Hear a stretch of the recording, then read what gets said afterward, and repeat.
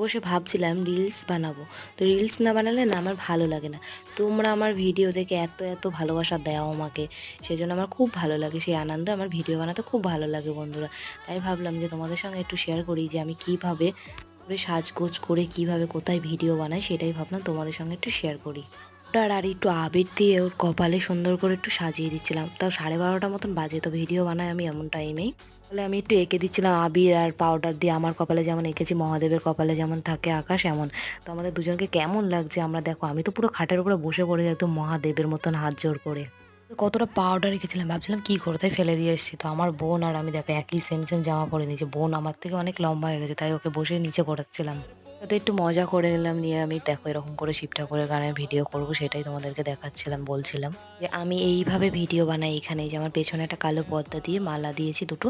তো রিং লাইটটা আমার দিকে ঘুরিয়ে দিয়ে আমি ফোনটা কেমন সেট করে, তো এইভাবে আমি ভিডিও